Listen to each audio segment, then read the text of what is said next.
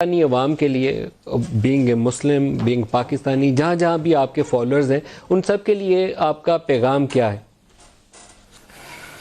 بسم اللہ الرحمن الرحیم والصلاة والسلام علی رسولہ الکریم وعلی آلہ وصحبہ اجمعین۔ اللہ کے محبوب صلی اللہ علیہ وسلم کا فرمان ہے، ما اصابک لم یکن لیخطئک وما اخطأک لم یکن لیصیبک۔ ہمارے پاس اپنے نبی کی تعلیمات ہیں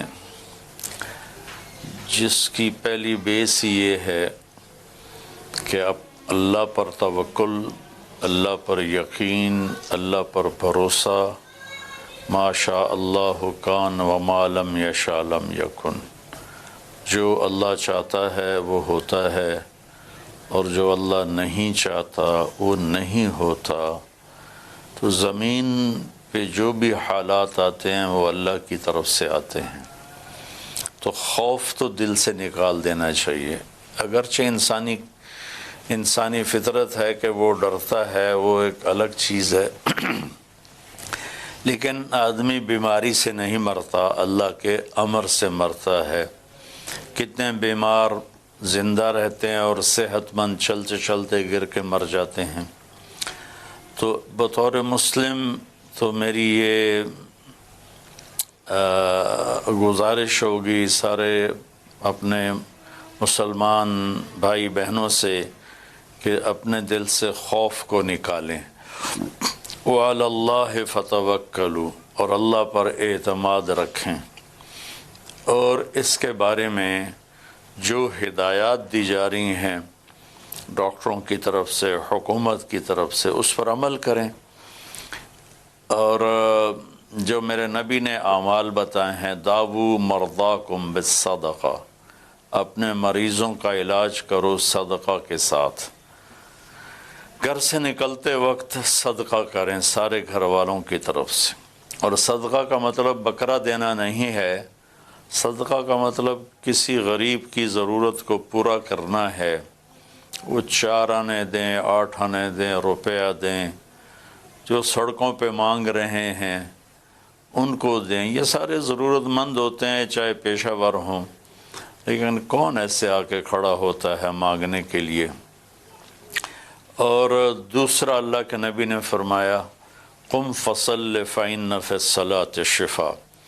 ابو ہریرہ رضی اللہ تعالیٰ عنہ کے پیٹ میں درد تھا تو آپ نے ان سے فرمایا، اٹھو نماز پڑھو، نماز میں شفا ہے۔ اور تیسرا آپ نے فرمایا، لا يرد القضاء الا الدعاء، دعا تقدیر کو بدل دیتی ہے۔ اور تیسرا کام یہ ہے کہ ہم دعا کا اہتمام کریں۔ اور چوتھا میں نے پہلے بتا دیا تھا کہ ظاہری اسباب کا اختیار کرنا بھی انتہائی ضروری ہے۔ میرے نبی نے فرمایا، او قل ثم توکل، اونٹ کو پہلے باندھو، پھر اللہ پہ توکل کرو، اور پھر اللہ پہ چھوڑ دیں، جو اللہ چاہے گا وہ انشاءاللہ ہوگا۔ طارق جمیل صاحب، جو اسباب کا تذکرہ اگر کریں تو اس میں حکومت کی جانب سے، وزارت صحت کی جانب سے مختلف ہدایات آتی ہیں، ایک دوسرے سے ہاتھ نہ ملائیں، بغل گیر نہ ہو، مسافہ نہ کریں، فاصلہ رکھیں۔ وہ کچھ سماجی قدغن کی طرف کہتے ہیں کہ احتیاط کی پہلی شرط یہ ہے کہ یہ ایک سے دوسرے کو ٹرانسفر نہ ہو۔ تو مسافے پہ پابندی یا بغل گیر ہونے سے گریز، یہ مناسب چیزیں ہیں؟ جی بالکل مناسب ہے۔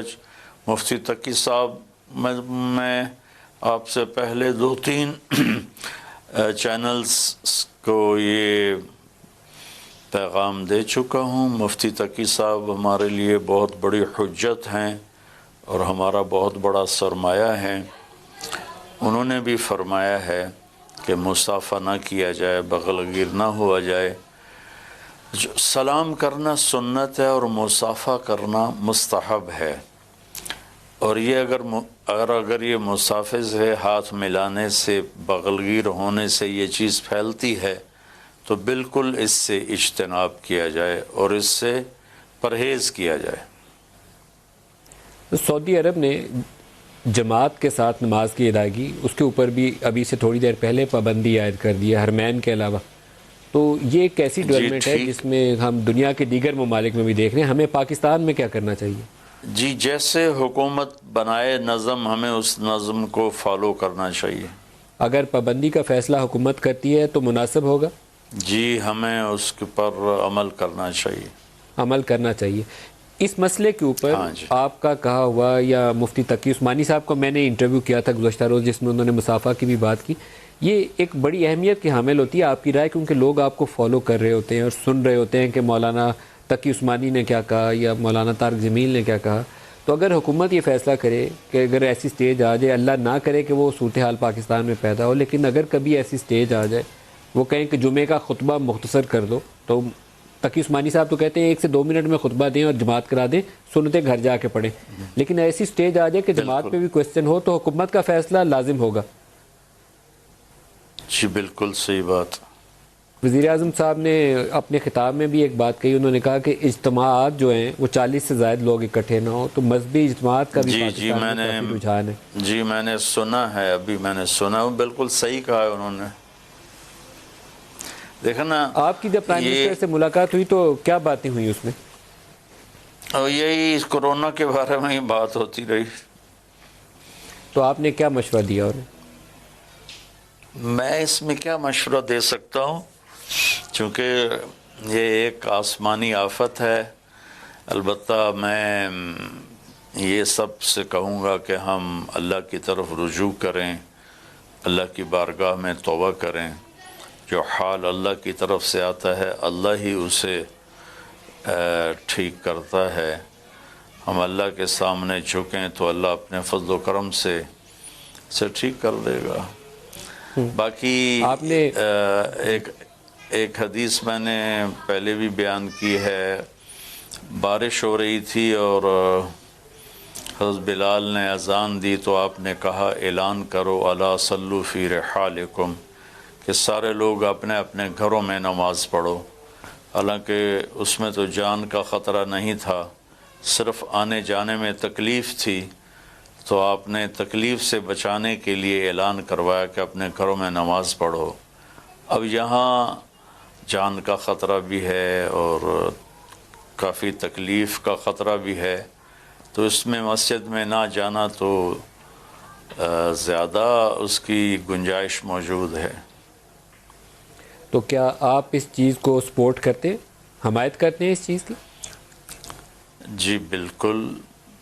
طارق جمیل صاحب ایک اور بھی ایشو ہے، ابھی تو جماعت کے اوپر حکومت کی جانب سے پابندی نہیں ہے تو مجھے معلوم نہیں کہ حتمی فیصلہ کیا ہوگا، لیکن جو بوڑھے لوگ ہیں یا وہ لوگ جو کھانس رہے ہوں، بخار کی شکایت ہو، کم از کم احتیاطی تدابیر کے اوپر تو آپ کی جانب سے یا کسی باقی جو عالم ہیں ان کی جانب سے یہ ہدایت دی جا سکتی ہے کہ ایسے لوگ جو کمزور ہیں، بیمار ہیں، وہ گھروں میں رہیں، ایسی صورتحال میں مسجد میں نہ جائیں جہاں سے وہ کسی اور کو متاثر کر سکتے ہیں.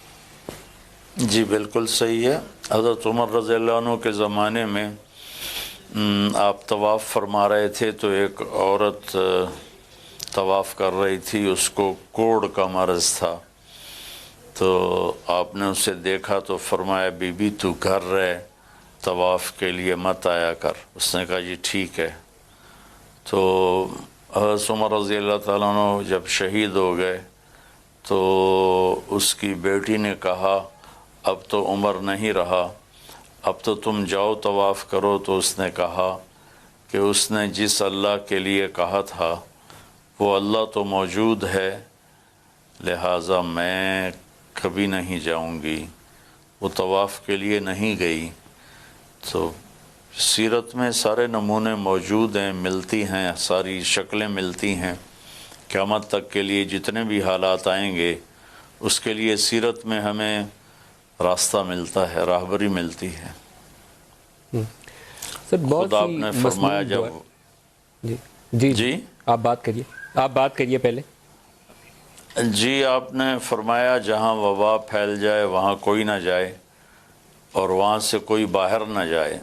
طارق جمیل صاحب سنت میں بہت سی ایسی دعائیں بھی ہیں، مسنون دعائیں، پیارے رسول کی پیاری دعائیں ہم پڑھیں تو اس میں سے کئی دعاؤں کا ذکر آتا ہے. بسم اللہ الذی لا یضر، وہ والی دعا آ جاتی ہے. لا الہ الا انت کا ذکر آ جاتا ہے. جب یہ ہم کرونا وائرس کا ذکر کریں تو آپ لوگوں کو، پاکستانی عوام کو یا دنیا میں جہاں پہ بھی مسلمان سن رہے ہوں گے آپ کو، ان کو کون سی ایسی دعا ہے جو تجویز کریں گے کہ بار بار پڑھیں، بار بار پڑھیں؟ ایک تو ویسے بھی ہم کسی زبان میں بھی دعا مانگ سکتے ہیں، لیکن جو سنت میں، حدیث میں جس کا ذکر آیا ہو، تو آپ کون سی ایسی دعا تجویز کریں گے؟ دعا پڑھنے کا نام نہیں ہے، دعا مانگنے کا نام ہے. اور مانگنا آپ فقیر سے سیکھیں کہ کس طرح وہ اپنی شکل بناتا ہے، کس طرح عاجزی کے ساتھ وہ ہاتھ پھیلاتا ہے، اپنی بے بسی کا اظہار کرتا ہے. تو نہ چاہنے کے باوجود بھی کچھ نہ کچھ اس کی ہتھیلی پر ہم رکھ دیتے ہیں، حالانکہ وہ سارا ایک دکھاوا ہوتا ہے. کیفیت کا نام دعا ہے میرے بھائی، الفاظ کا نام دعا نہیں ہے. جب مانگنے کی کیفیت اور بے بسی اور عاجزی اور چند قطرے آنکھوں سے بہہ گئے تو پھر وہ پنجابی میں بولے، پشتو میں بولے، اردو میں بولے، عربی میں بولے.